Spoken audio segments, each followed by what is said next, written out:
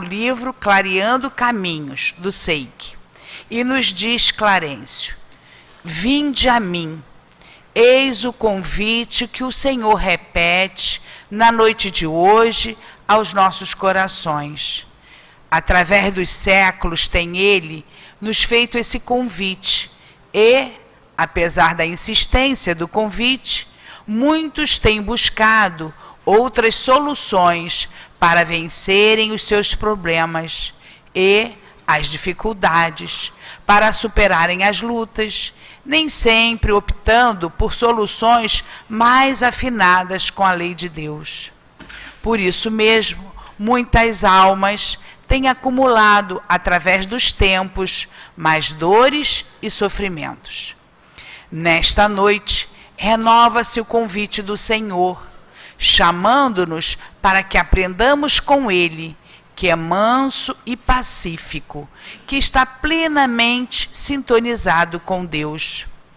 Convida-nos Ele a confiar ao seu coração nossas dores, angústias, aflições, sofrimentos. Convida-nos mais uma vez para que, através da reflexão da sua mensagem, possamos nós, encarnados e desencarnados, assumir uma nova postura dentro da vida e, através dessa modificação, trilharmos caminhos mais seguros, que possamos nos desviar de outras tantas quedas que acabariam por acumular novas dores e sofrimentos. Portanto, ouvindo o convite de Jesus, que possamos abrir mais uma vez os nossos corações e sentir, no mais profundo do nosso ser, a mensagem que Ele nos trouxe, convidando-nos a um trabalho íntimo de transformação para vencermos o egoísmo e o orgulho dentro da alma, superando esses dois grandes monstros que tantas guerras, violências, dores e lutas têm produzido em nosso mundo. Realmente, transformarmos nossa terra num mundo melhor, em que a paz e a felicidade saiam dos papéis ou dos discursos e se tornem uma realidade no dia de cada um. Este é o convite que o Senhor nos faz. Trabalhemos, pois, pela nossa transformação moral, pela renovação dos nossos pensamentos e sentimentos à luz do seu Evangelho. E então, transformados, transformar o mundo, ficando esta humanidade verdadeiramente cristianizada. Que o Senhor, pois, nos cubra com as suas bênçãos de paz, nas vibrações do seu amor e na luz que emana do seu espírito angelical. Que nestas sensações que nos envolvem, possamos todos nos fortalecer e daqui sairmos mais dispostos a nos tornarmos mais identificados com o seu Evangelho. Que a sua paz permaneça em nós, em torno de nós e para onde formos, do irmão Clarencio. E agora nós convidamos a todos e também aos nossos irmãos internautas que nos acompanham para a nossa prece, que dará por início o nosso estudo da noite de hoje. Pedimos a todos que se acalmem, que se desliguem dos problemas lá de fora, do cotidiano, das lutas que atravessamos, para trazermos os nossos pensamentos e sentimentos aqui para o nosso salão. E que possamos juntos pensarmos neste convite singelo, doce e sincero do nosso amigo Jesus. E possamos dizer assim: Senhor Jesus, aqui estamos, Mestre, mais uma vez, ouvindo o teu chamado, aceitando o teu convite, para compreendermos melhor o teu Evangelho, e então, Senhor, meditarmos sobre as nossas dificuldades e prosseguirmos melhores em nossas jornadas. Auxilia-nos, Senhor, em torno dessa compreensão. Abençoa, Senhor, esta oportunidade bendita que tu nos ofereces nesse momento. Abençoa, Senhor, os nossos irmãos que farão uso da palavra. Que tu possas, Senhor, tocar os nossos corações, para que não seja de forma mecânica, mas que seja de forma sentida todas as palavras do seu Evangelho. E em teu nome, meigo Jesus, em nome dos amigos que aqui se encontram, dos amigos espirituais, dos guias de nossa casa, de Kardec e Leon Denis, mas sobretudo em nome de Deus, damos por iniciado mais uma reunião de estudos e passes na noite de hoje. Graças a Deus, que assim seja. Então vamos agora lermos a parte que iremos estudar do Evangelho segundo o Espiritismo, capítulo 6, o Cristo Consolador, itens 1 e 2. O jugo leve. Item 1. Vinde a mim, todos vós que estáis aflitos, e eu vos aliviarei. Tomai sobre vós o meu jugo, e aprendei de mim, que sou manso e humilde de coração. E achareis repouso para vossas almas, porque o meu jugo é suave, e o meu fardo é leve. Mateus 11, capítulo 28 a 30. Item 2. Todos os sofrimentos, misérias, decepções, dores físicas, perda de entes queridos, encontram sua consolação na fé no futuro, na confiança na justiça de Deus, que o Cristo veio ensinar aos homens. Entretanto, sobre aquele que nada espera após esta vida, ou simplesmente duvida, as aflições tornam-se muito mais penosas e nenhuma esperança vem diminuir o seu amargor. Eis o que levou Jesus a dizer: vinde a mim, todos vós que estáis fatigados, e eu vos aliviarei. Jesus, no entanto, colocou uma condição para a assistência e a felicidade que promete aos aflitos. Essa condição está na lei que ele ensina. Seu jugo é a obediência a essa lei, mas esse jugo é leve e essa lei é suave, já que impõe como dever o amor e a caridade. E agora, meus queridos, nós passaremos a palavra ao nosso querido professor Dirceu Machado, e que nós tenhamos uma ótima noite de estudos.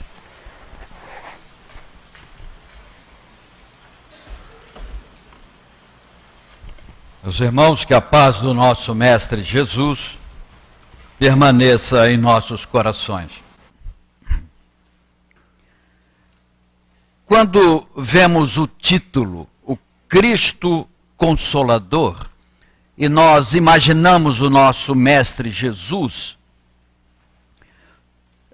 à primeira vista temos a impressão que essa é a função, ou a única função, ou a principal atividade do nosso Mestre, de nos consolar.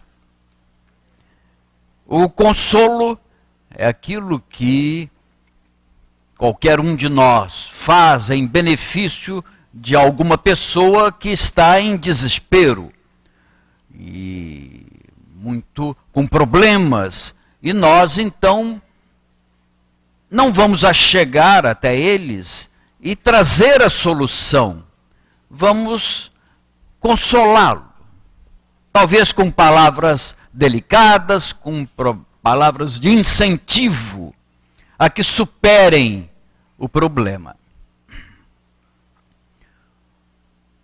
O caso da nosso capítulo 6, apesar do título Cristo Consolador, nós temos a absoluta certeza que o Cristo do qual falamos e do qual pensamos, o nosso Mestre Jesus, supera muito a função apenas do consolo. Ele é a âncora que nós encontramos quando nos sentimos mergulhados nas aflições no cansaço mental, principalmente, no sofrimento moral. E lá temos a certeza de que se invocarmos, se pensarmos, se gritarmos por socorro ao nosso amigo Jesus, certamente, com fé, nós temos a certeza que iremos alcançar uma resposta. Então, ali está o nosso Mestre Jesus, trazendo não apenas o consolo, mas nos dando a iniciativa, nos orientando, sempre usando naturalmente os seus emissários, os seus mensageiros. E o que mais nós temos na nossa vida, já que nós somos hospedeiros de um planeta de expiação e provas, é estarmos sempre mergulhados em problemas. Sempre estamos com problemas, com aflições, movidos por as nossas próprias escolhas e iniciativas. Sempre procurando colocar acima de tudo, e isso é uma verdade que não podemos negar, colocando sempre as nossas necessidades, sempre, ou quase sempre, no plano material. As necessidades e as dificuldades que nós encontramos estão sempre relacionadas ao plano material.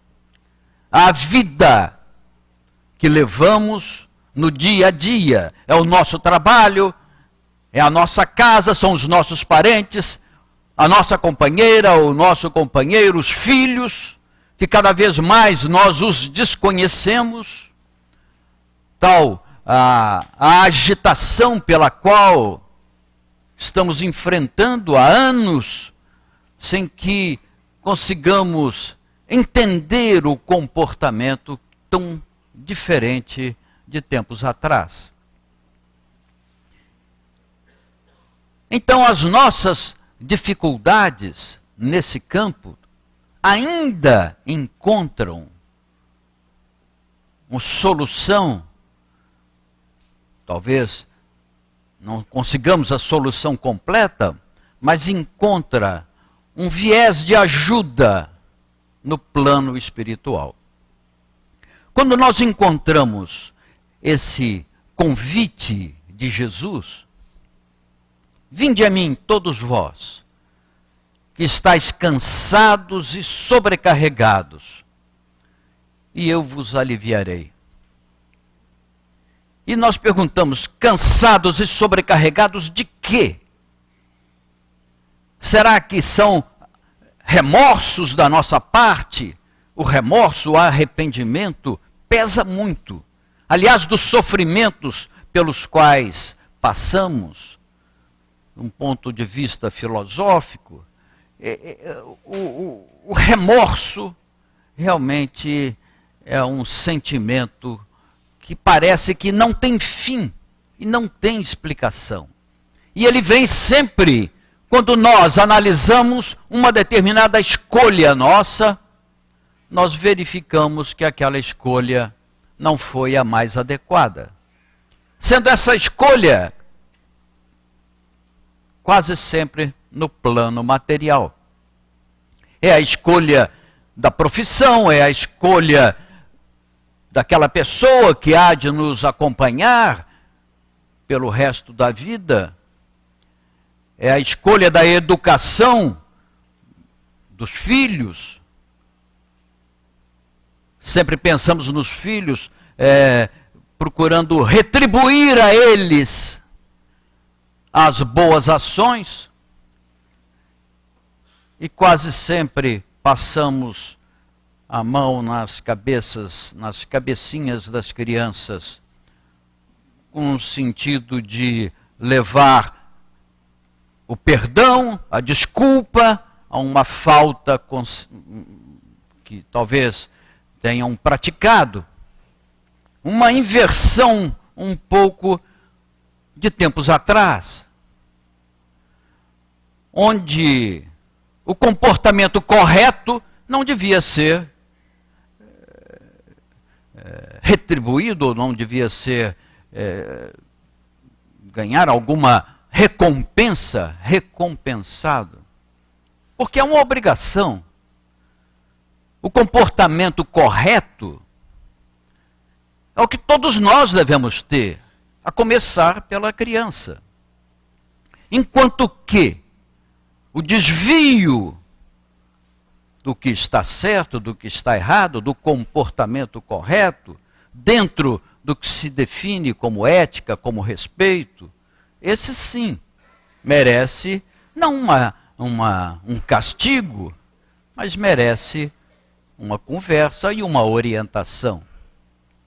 E isso nos cansa, cansa todos aqueles que se preocupam com os seus problemas de ordem familiar.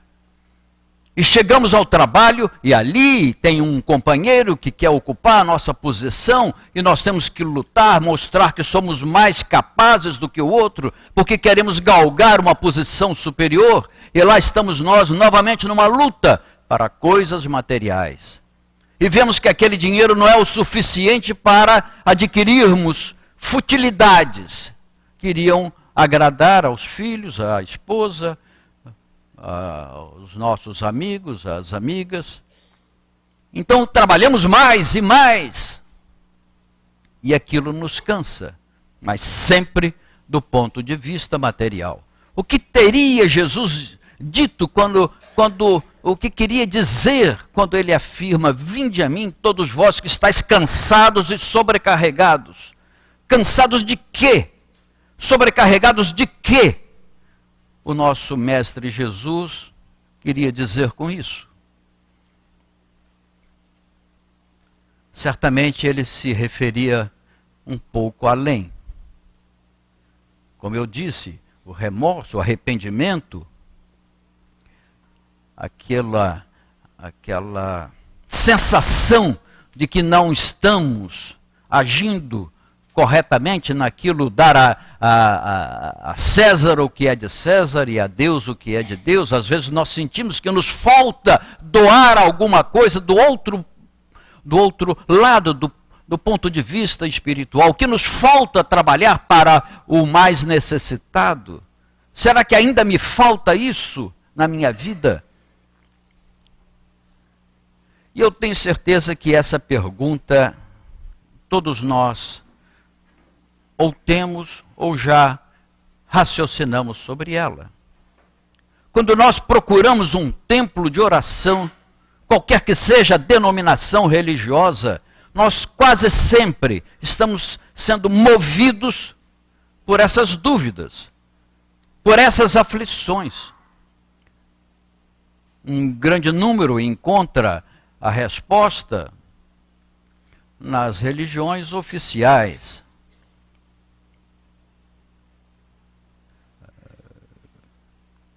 Quando conta os seus problemas ao padre, ou então nos cultos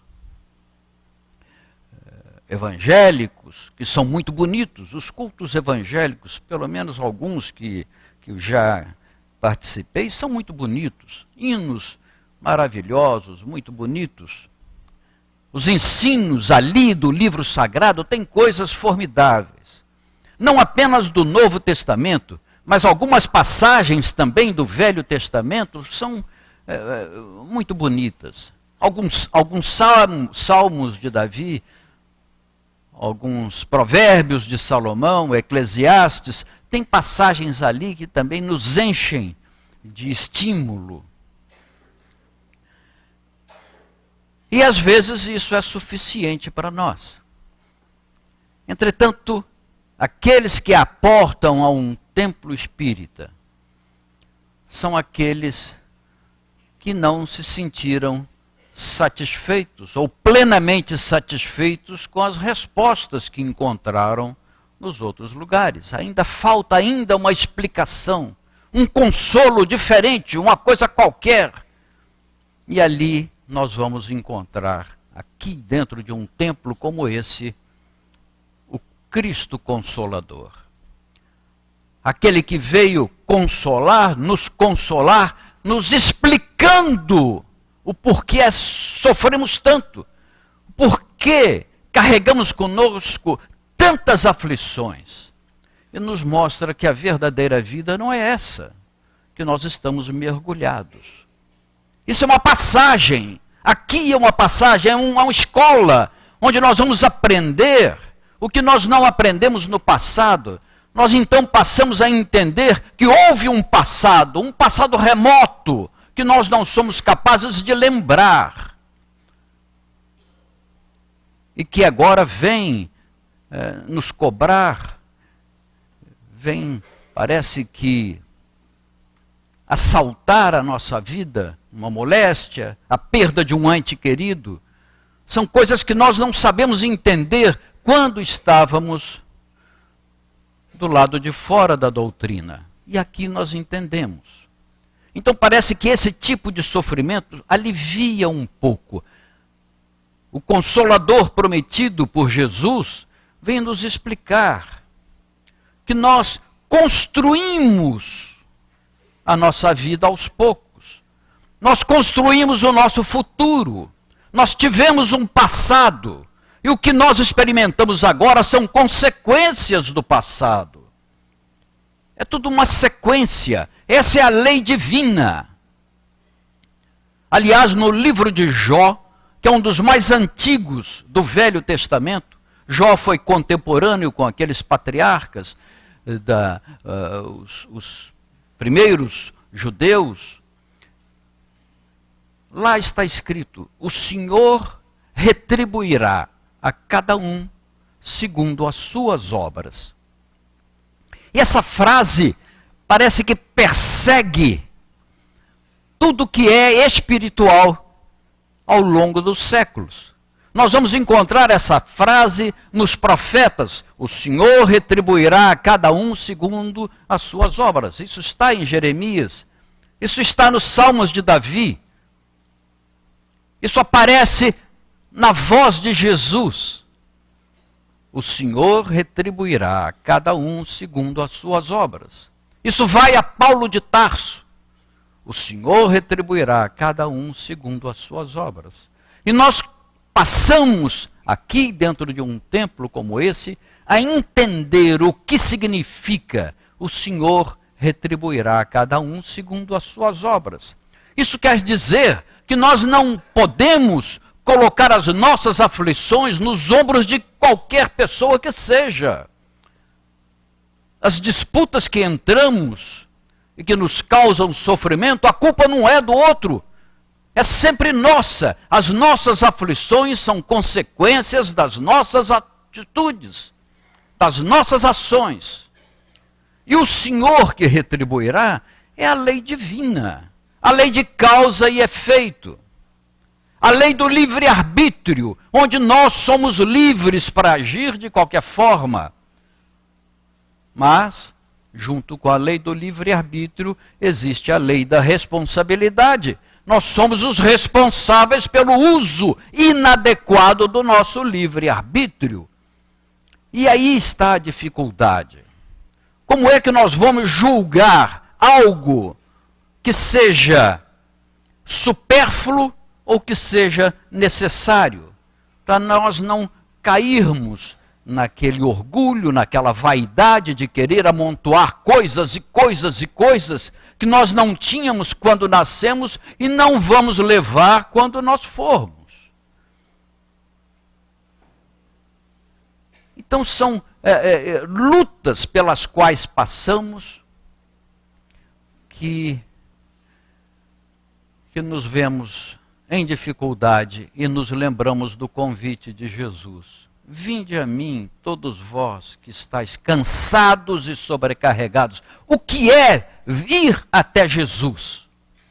É pedir a Ele ajuda para nós comprarmos uma determinada coisa? É pedirmos a Ele que nos conceda uma casa maior, um veículo mais moderno? um computador mais possante, um telefone de última geração? É isso? O que nós ou pedimos a Ele que nos conceda encontrar aquela pessoa adequada às necessidades da nossa vida, que seria uma pessoa que seria companheira para o resto da vida? Ou isso não é obrigação nossa, função da nossa vida, atribuição exclusivamente nossa, para a qual podemos sim pedir ajuda, mas não jogar o problema nas costas do plano espiritual. Eles têm outras funções a resolver. Tem que levar sim o consolo, o apoio, quando nós queremos mudar o nosso tipo de vida. Nós aprendemos aqui que o que pode estar errado para lutarmos tanto, talvez seja o estilo de vida que nós estamos levando. E aí sim o plano espiritual vem e nos sopra ao ouvido. Olha, talvez essa não seja a atitude correta sua. Quem sabe você haja de outra forma. Quem sabe você não seja tão rancoroso, tão vingativo, tão orgulhoso, tão vaidoso. Quem sabe você seja mais humilde e seja melhor um pouco. Isso eles fazem. E está aqui. Vinde a mim, todos vós que estáis cansados e sobrecarregados, e eu vos aliviarei. Tomai sobre vós o meu jugo. Então nós vemos o que é pegar o jugo de Jesus, o que fazia Jesus. Qual é o trabalho de Jesus? Tomai sobre vós o meu jugo. É claro que é muito difícil. E nós lembramos daquele homem na Galileia, procurando os enfermos, procurando os necessitados. Aliás, nem precisava procurar, porque eles é que procuravam, e ele levava a cura e mudava a vida de quantos o achavam. Mudou a vida daquele coletor de impostos, de Levi, mudou a vida de Paulo de Tarso, mudou a vida de Maria de Madalena, e mudou a vida de quantos pescadores, e quantos foram até ele, mudaram de vida, só de vê-lo. Tomai sobre vós o meu jugo, e aprendei de mim que sou manso e humilde de coração. Manso. Aliás, ele já tinha falado isso também, tempos atrás, logo no início do seu ministério. Bem-aventurados os mansos, porque herdarão a terra. Quando a terra se transformar num planeta um pouco mais elevado, nós estaremos lá, se formos mansos e humildes. Bem-aventurados os mansos, porque herdarão a terra. O que é ser manso? É ser uma pessoa que procura levar a paz aonde estiver, e não a guerra, e não a revolta, e não a violência, mas a paz. Bem-aventurados os pacificadores, porque serão chamados filhos de Deus. Isso é ainda mais importante do que ser manso, do que ser pacífico. Porque às vezes a pessoa que é muito mansa confunde a mansidão com a submissão. E às vezes se submete ao que é mal, ao que é errado. Porque não tem a energia suficiente para se colocar acima do que é mal, do que está errado, e procurar consertar. E isso é uma coisa que nós todos podemos fazer e devemos fazer. O que nós aprendemos de bom, de útil, de ético, de moral, nós temos que procurar ensinar e divulgar, e não nos submeter. Às vezes, dentro da nossa doutrina, nós simplesmente calamos e falamos, Deus dá jeito. Vamos orar para Deus. Ou seja, jogamos o problema no Pai Criador. os espíritos iluminados vão resolver. Vamos orar por eles. E retiramos de nós a responsabilidade. Quando o tumulto ao qual estamos enfrentando foram ocasionados pela nossa omissão ou por nossa iniciativa.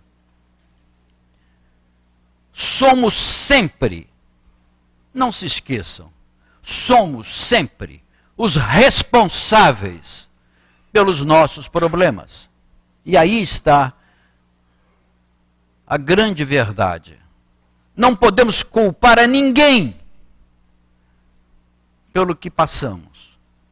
Se formos procurar o culpado, no fio da meada sempre estaremos nós. Aliás, essa é a chave que nós encontramos para o perdão mútuo. Quando nós procuramos o perdão ou a desculpa, ou quando procuramos a reconciliação com algum desafeto, com algum adversário, coisa que o nosso Mestre Jesus recomenda. Aliás, tem até uma passagem evangélica: se você estiver indo para o templo fazer a tua oferta, fazer a tua oração e se lembrar que alguém tem alguma coisa contra você, deixa a tua oferta. Vai primeiro se reconciliar com ele, depois faça a tua oferta. Então a reconciliação. Nesse momento da reconciliação, o segredo é nunca procurar como começou. Porque nós não vamos encontrar o como começou. Nós chegamos para um adversário e falamos: meu amigo, vamos vamos deixar isso para trás, vamos nos reconciliar. Eu peço desculpas a você se eu lhe fiz algum mal. Se nós falarmos assim: mas eu fiz esse mal porque você antes tinha dito aquilo. Aí ele vai responder: mas eu disse aquilo porque você fez aquilo outro. Ah, mas eu fiz aquilo outro porque... Aí não vai. Não vamos chegar nunca a quem começou. E vocês são testemunhas disso em casa. Quando tem um problema com a companheira ou com o companheiro sobre algum assunto, e há uma discussão: mas eu estou assim porque você fez isso. Mas eu fiz isso porque você fez aquilo. E assim vai. Se quer a reconciliação, esqueça. Vamos recomeçar daqui. Não importa o que passou. Eu estou diante de você humildemente, pedindo desculpas. E vamos recomeçar tudo aqui. Como o nosso Pai Criador faz conosco quando renascemos. Renascemos e esquecemos tudo o que fizemos de errado. Esquecemos tudo. E aquilo vem, pouco a pouco, se aproximando de nós, mostrando os nossos defeitos e mostrando que temos que reaprender, começar de novo. É por isso que estamos aqui, para começar de novo, do que é certo. E nós sabemos o que é certo. Com toda a certeza sabemos. Porque nesse livrinho está tudo escrito. O Sermão da Montanha é o resumo de como devemos agir. Vinde a mim, todos vós que estáis cansados e sobrecarregados, e eu vos aliviarei. Tomai sobre vós o meu jugo e aprendei de mim, que sou manso e humilde de coração. Temos sido humildes de coração? O que é ser humilde de coração? Esse é um defeito que nós todos temos, e é uma herança. É como se fosse o pecado original da Igreja Católica. O egoísmo. A vaidade é um aspecto do egoísmo. A ambição é um aspecto do egoísmo. O orgulho é um aspecto do egoísmo. São todos facetas do egoísmo. E nós somos, por natureza, egoístas. Nós pensamos que somos os mais corretos. pensamos que somos sempre certos, que os outros devem atender às nossas opiniões, que as nossas opiniões são sempre as mais corretas. E isso é uma fonte de discórdias, que nos leva ao cansaço, que nos leva a estarmos sempre sobrecarregados em argumentar e mostrar que somos os mais corretos. Mas será que somos? Para sabermos que se somos os mais corretos, basta comparar com o que o nosso Mestre Jesus nos aconselha. Se tiver par e passo com os conselhos de Jesus, a gente pode ficar tranquilo. Aí nós vamos encontrar que ele fala assim, olha, vai se reconciliar com teu irmão. Não cria um caso por causa disso. Se alguém te ofendeu, se alguém te agrediu, uma face, vira outra. Ou seja, dê-lhe uma segunda chance, dê uma segunda oportunidade a ele.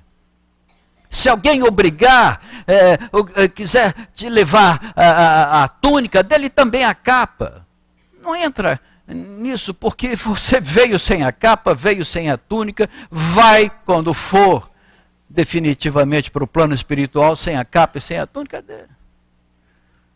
Se ele te obrigar a andar uma milha,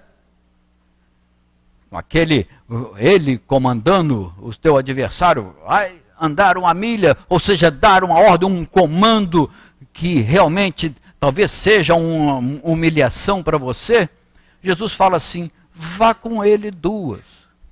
Se alguém te obrigar a andar uma milha, vá com ele 2. O que significa isso nos ensinos de Jesus? Vamos interpretar. Significa de alguma forma ou de outra, você transformou aquela ordem dele, aquele adversário seu, aquele inimigo seu, conseguiu transformá-lo num companheiro de caminhada. Vá com ele 2. E é isso que nós estamos fazendo todos juntos. Estamos caminhando juntos, todos nós. Daí não tem espaço para adversidades, para raivas, para divergências. Devemos ser todos irmãos, porque estamos caminhando juntos, meus irmãos, nessa vida, para aprendermos. Os sofrimentos são o eco do que fizemos de errado. E temos que ver isso e corrigir, só isso. Corrigir. E há pessoas que dizem assim, mas eu sou assim. Como se eu sou assim fosse uma resposta suficiente para o problema que ele enfrenta. O eu sou assim. Se o eu sou assim está errado, ele não pode continuar assim. Senão ele vai colher o fruto. O Senhor retribuirá a cada um segundo as suas obras. E se ele é assim, as obras dele são assim. E se estão erradas, ele vai colher depois o fruto amargo e áspero. Então, é isso que nós temos que ir interpretando essa passagem de Jesus.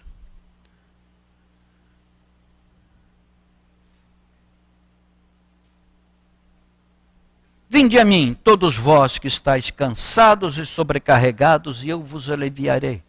Tomai sobre vós o meu jugo, e aprendei de mim que sou manso e humilde de coração, e encontrareis descanso para as vossas almas.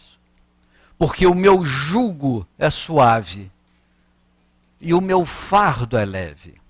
Então nós pensamos, mas como é que o fardo de Jesus, as obrigações de Jesus são leves? Como pode ser leve? O jugo é suave. Vocês já viram aquelas pessoas que se dedicam a ajudar o próximo? Reparem como elas são. Elas são tranquilas. Essas pessoas a gente encontra, por exemplo, dentro de um templo como esse. São aquelas pessoas que se dedicam ao passe, que se dedicam aos receituários, que estão sempre trabalhando em alguma coisa, em auxiliando as famílias que estão lá fora, levando a sopa semanal ou diária. Tem centros que levam à rua semanalmente, tem outros que vão todo dia, e tem sempre aquele que trabalha, que vai, e que se sente feliz. Ele atravessa a madrugada, mas não cansa. Então ele não fica cansado e sobrecarregado.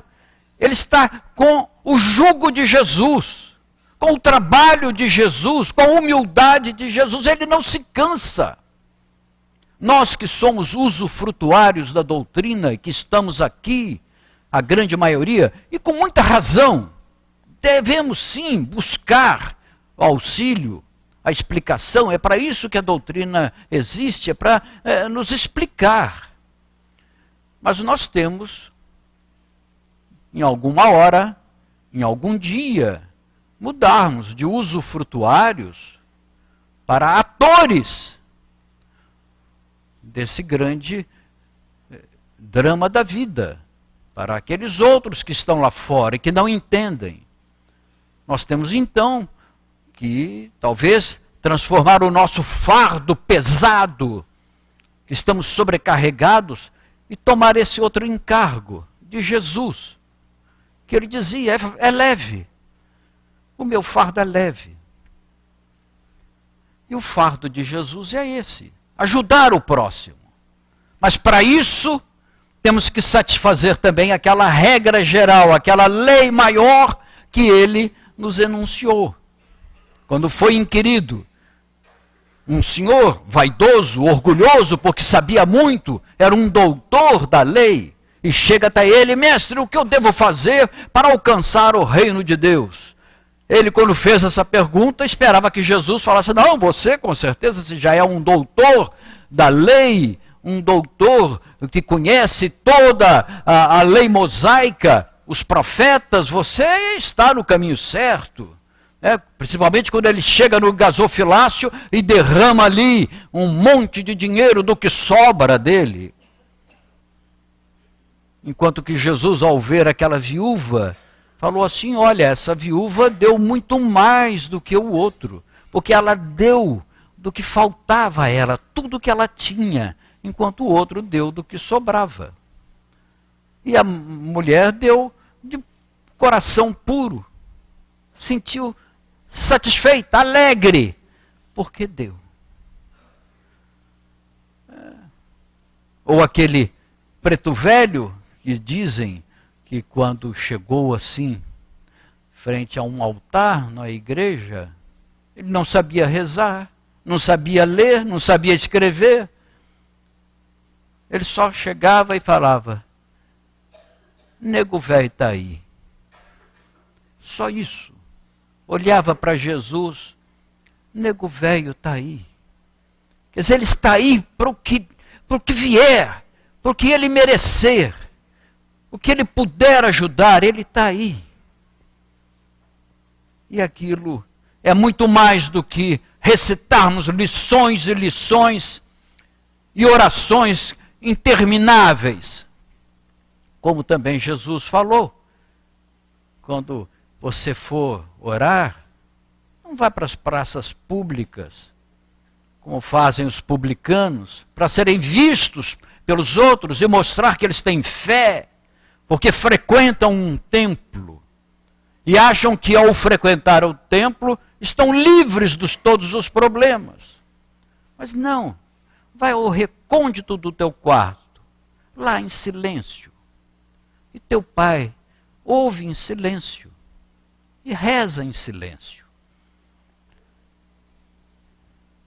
Então essas pequenas coisas são que Jesus deixou e nos ensinou.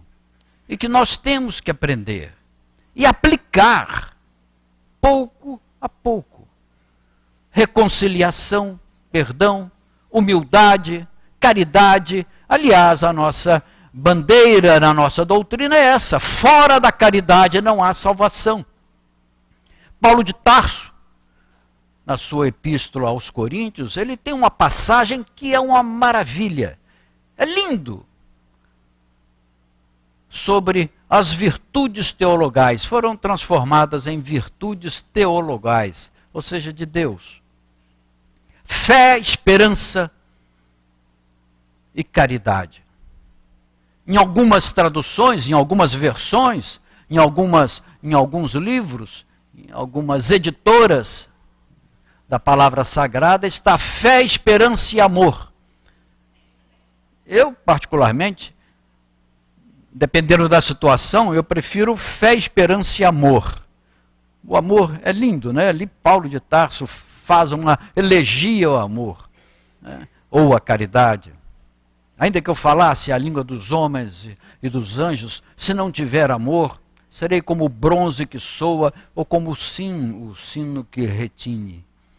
Ainda que eu tenha tamanha fé a ponto de transportar montanhas, ainda que eu dê todo o meu dinheiro, todos os meus recursos para os pobres, ainda que eu deixe o meu próprio corpo a ser queimado, se não tiver amor, nada disso me aproveita. Então ele faz uma elegia ao amor.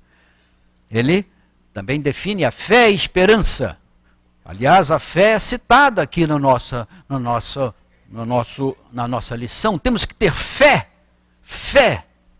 Aquele que sofre muito, se não tiver fé num futuro, em alguma coisa, e isso nós temos, nós sabemos que existe um futuro, da mesma forma que existiu um passado, existe um futuro, e o futuro vai nos retribuir do que nós construirmos agora.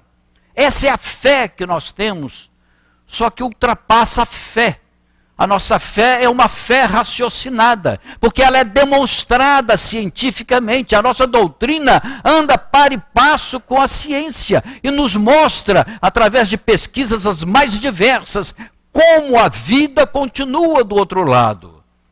Os espíritos trabalhando, aparecendo, surgindo, materializando, e lá estão nos comunicando conosco, nos ensinando tudo o que eles fizeram de errado e que eles aconselham, não façam mais isso, façam diferente. Então dizia Paulo, fé, esperança, que é o que sempre nós guardamos. Todos nós temos esperança, não é? Esperança de conseguir alguma coisa, planejamos alguma coisa e temos a esperança de alcançarmos. Cabe a pergunta, o que nós planejamos para termos essa esperança? Planejamos ter uma vida correta? Planejamos ter uma vida de atitude em benefício do próximo? Ou planejamos ganhar na cena, agora parece que está em 20 milhões, né? É difícil, difícil. E planejamos, se a gente ganhar, o que a gente faz? Já havia pessoas respondendo, a primeira coisa, vai viajar. Vai viajar, vai comprar outra casa, um carro, etc. Pois é, fé, esperança e o amor, diz Paulo. Então permanecem a fé, a esperança e a caridade, ou fé, esperança e amor. Vocês vão perguntar, mas por quê? É fé, é amor ou é caridade? Tanto faz. Dependendo da editora, é um ou outro. E os dois são como se fossem irmãos gêmeos, daquelas que nós vimos na televisão, que foram separadas, mas essas não se separam, não. A caridade e o amor andam juntos, juntinhos, como siameses. Juntinhos, porque ninguém faz a verdadeira caridade se não tiver amor. E reciprocamente, todo mundo que tem amor faz a caridade. Demonstra o seu amor através da caridade. É por isso que nessas traduções ou nessas editoras, uns usam amor e outros usam caridade. Fé, esperança e amor, ou fé, esperança e caridade. Então Paulo, depois de fazer quase que um capítulo na primeira epístola aos Coríntios, ele termina assim: aí, pois, permanecem a fé, a esperança e a caridade. Os três, porém o maior deles é a caridade. É a caridade. É isso que é o maior, a caridade. E a caridade não é só levar dinheiro. Não é levar o agasalho? Também é, mas não é só.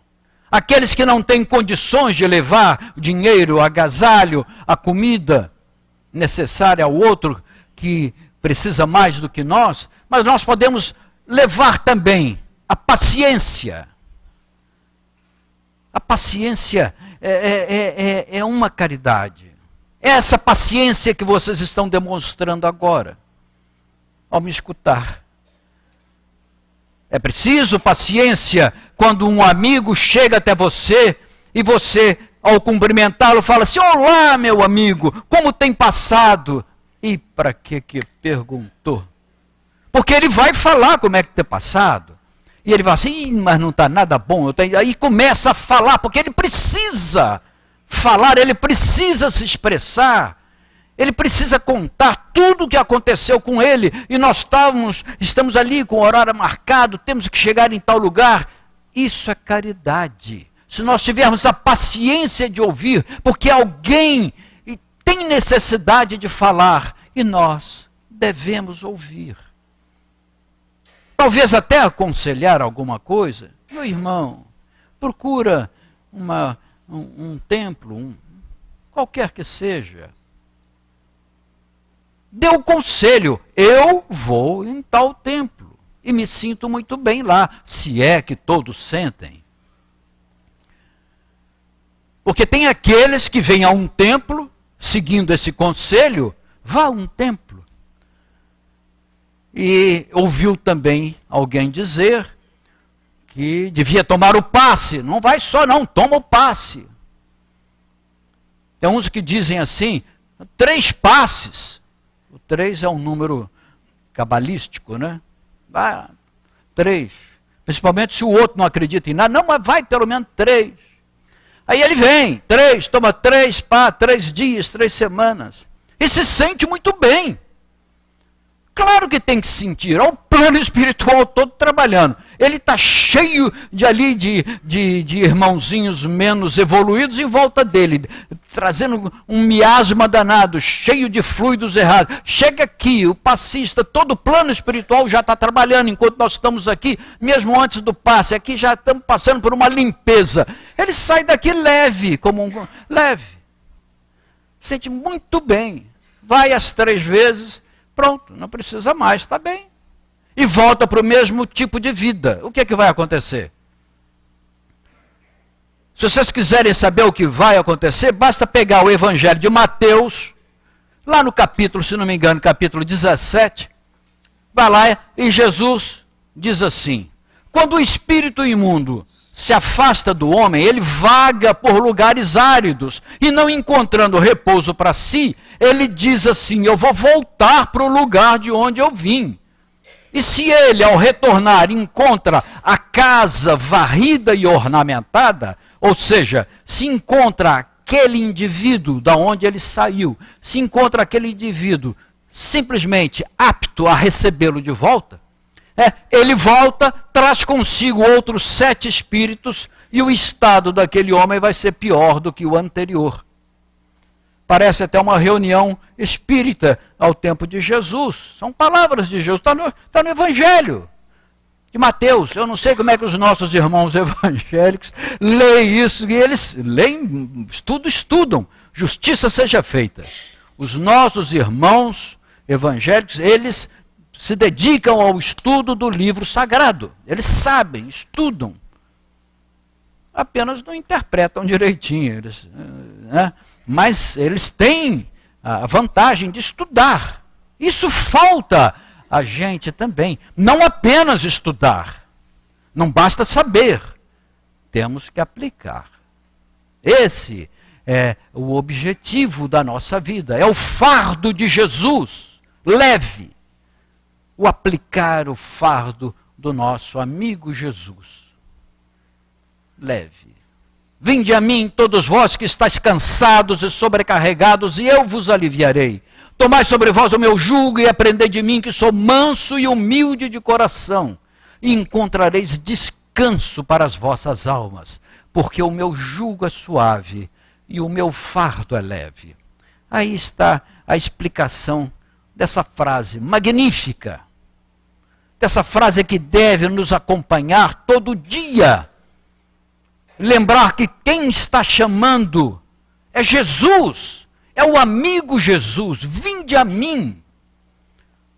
Não somos nós que estamos de joelhos e pedindo, Jesus, venha até mim. Porque quando nós pedimos assim, nós queremos nos livrar de lições que nós estamos recebendo por atos nossos praticados não muito adequadamente. Mas é Ele que está nos chamando. Vinde a mim. E nós vamos recusar o convite de Jesus?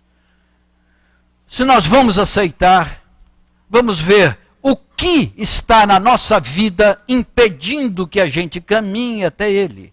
Se é o orgulho, se é a vaidade, se é a ambição, se é qual a forma de egoísmo na nossa vida fica mais em evidência.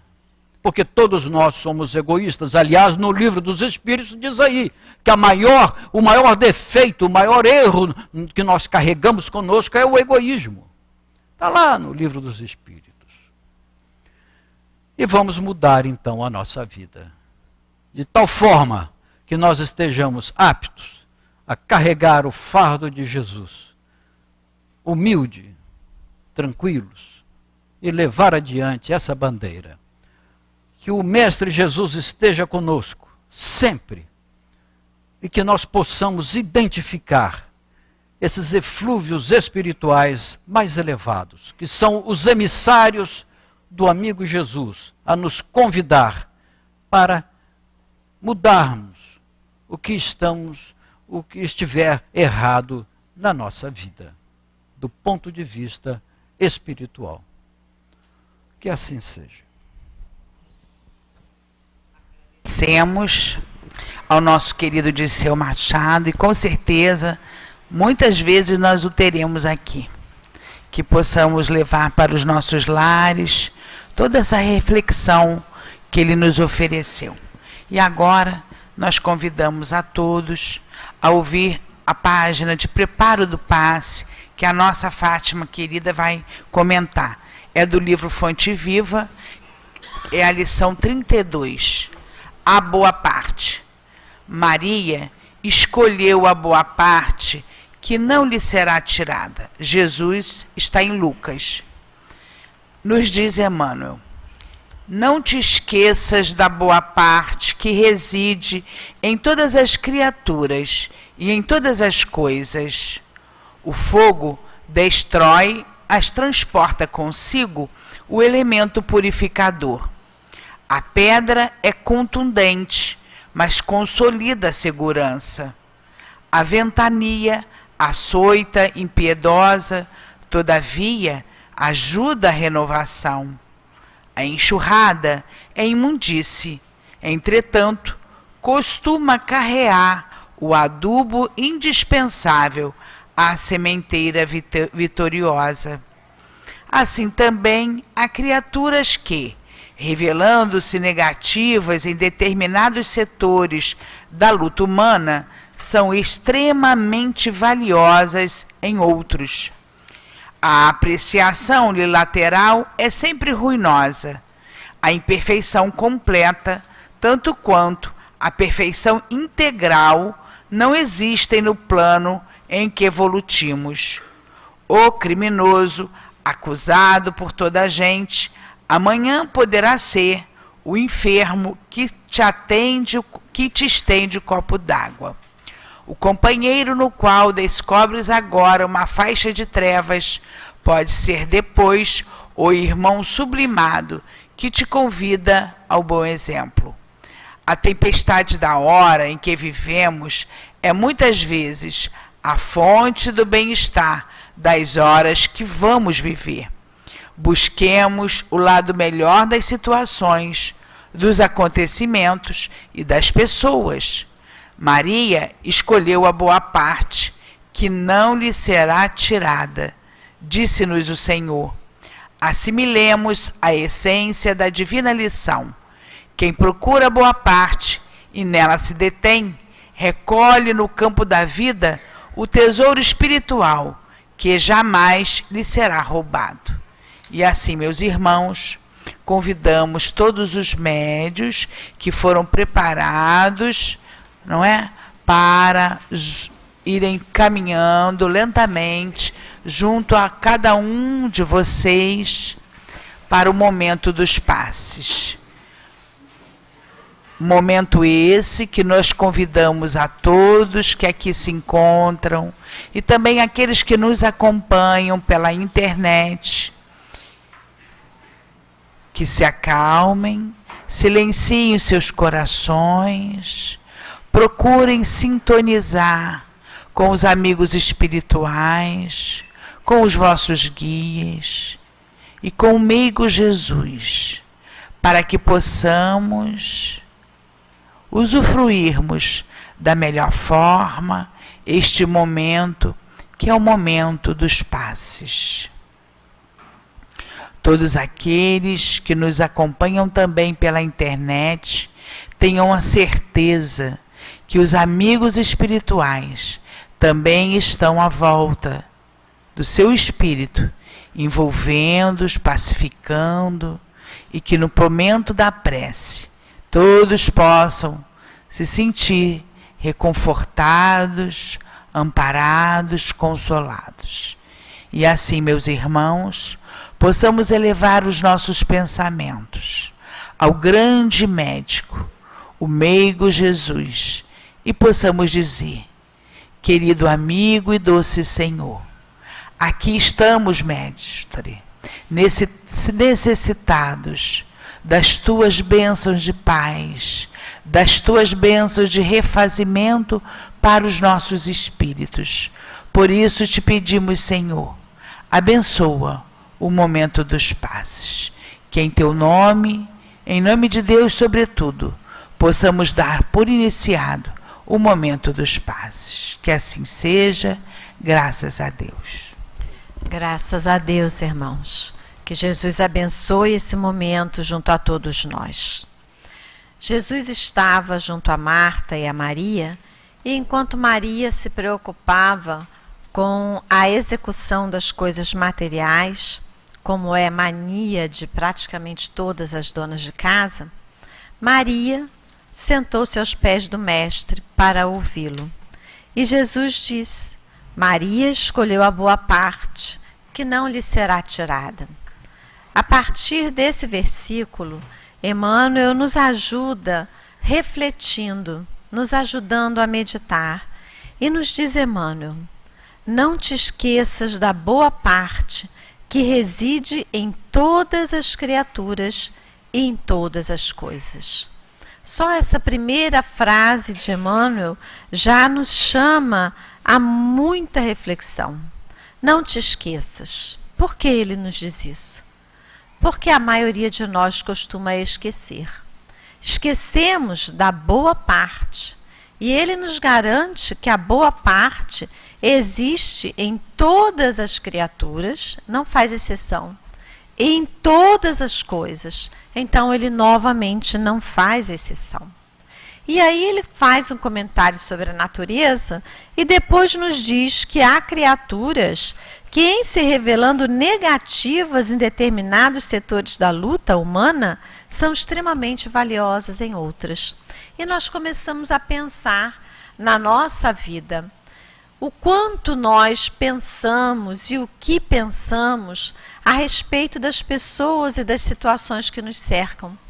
Quantas vezes aquela criatura que foi nosso amigo, que às vezes foi o nosso amor, o nosso companheiro, a nossa companheira, que se revelaram valiosos em tantos e tantos momentos da vida, por uma falha, passam a perder aos nossos olhos o valor. E dizemos que aquela pessoa para nós não existe mais depois daquilo que ela fez. Mas e todo o valor que ela tinha? Quantas vezes aquela pessoa com quem vivemos por tanto tempo e em que víamos valores, de repente aos nossos olhos passa a não ter valor algum.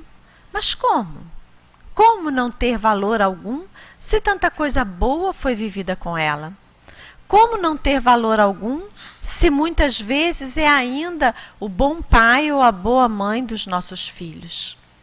No serviço, muitas vezes, não valorizamos o companheiro de trabalho ou o chefe, porque dizemos são pessoas duras.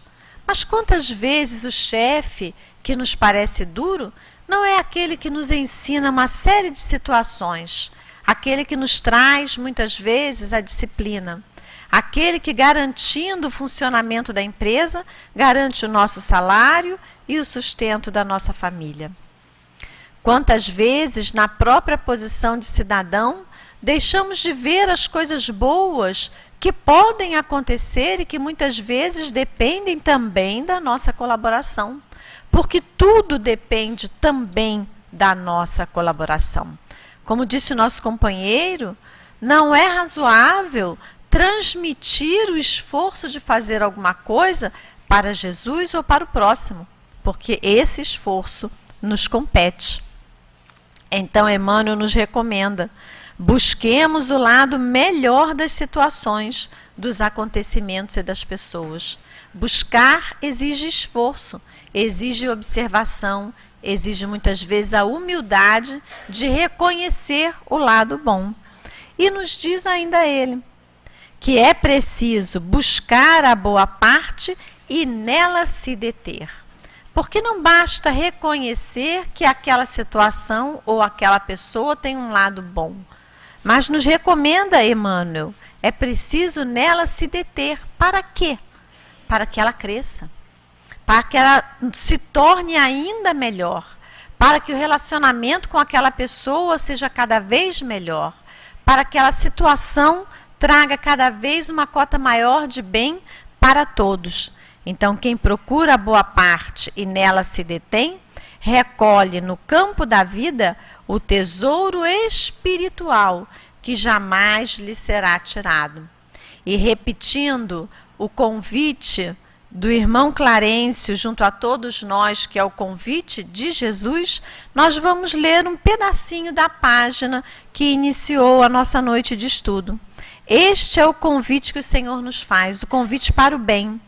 Trabalhemos, pois, pela nossa transformação moral, pela renovação moral dos nossos pensamentos e sentimentos à luz do seu Evangelho. Isso é buscar a boa parte. E então, transformados, transformar o mundo, ficando esta humanidade verdadeiramente cristianizada. Que o Senhor Jesus nos abençoe a todos.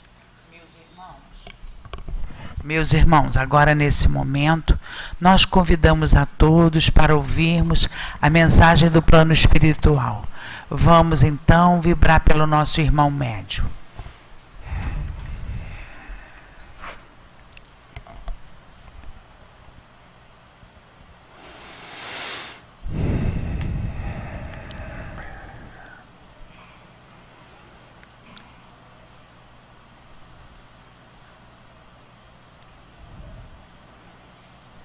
Através dos séculos, tem o Senhor nos convidado a observá-lo como aquele que de fato nos compreenderá. E através dessa compreensão, ajudar-nos em nossos momentos de dores e de aflições, nos instantes das provas ou de expiações necessárias, para que possamos todos ficarmos liberados de múltiplos débitos assumidos perante a lei de Deus em outros tempos. Ele convida-nos a buscá-lo através do pensamento, através da prece, na sintonia com as vibrações de paz, de amor, a luz que emana desse Espírito, para que, através dessa ligação, chegue a cada um de nós estas bênçãos que nos reconforte a alma, que nos tranquilize o coração diante das mais diversas situações observadas neste mundo ainda imperfeito. Através dele, lhe seguindo as lições, os ensinamentos, com certeza, absorvendo-as, teremos condições de passarmos todos pela porta estreita, por este caminho que irá nos conduzir aos campos da paz e da legítima alegria, em conformidade com as leis de Deus. Irmãos e irmãs, nos momentos de crise, das dificuldades as mais diversas, lembremos de Jesus, porque ele, de fato, é o amigo no qual sempre poderemos depositar a nossa confiança, a nossa certeza do seu amparo, da sua assistência, da sua proteção, que se manifesta através daqueles espíritos que assumiram um dia a condição de protetores espirituais e que aqui se encontram junto a cada um de vós, abraçando-os, envolvendo-os nestas vibrações superiores, para lhes reconfortar a alma sofrida. Portanto, é uma noite em que, mais uma vez, o Senhor nos convida a estarmos com Ele. Fiquemos, pois, na paz que emana de Jesus. Graças a Deus, um Espírito protetor. Graças a Deus. E assim, meus irmãos, que possamos juntos agradecermos a Deus, nosso Pai, a Jesus, fonte de amor, e aos amigos espirituais aqui presentes, por tudo que recebemos de benesses na noite de hoje. Graças a Deus, Senhor Jesus. Muito obrigado por essa oportunidade. Obrigado, Senhor, pela essa doutrina que elucida os nossos espíritos.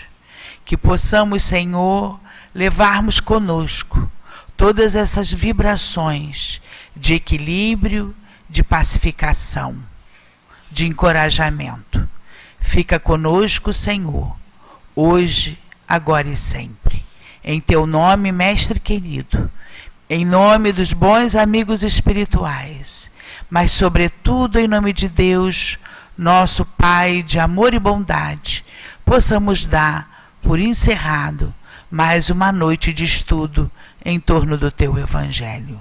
Graças a Deus, graças a Jesus. Que Deus nos acompanhe. Sigam em paz.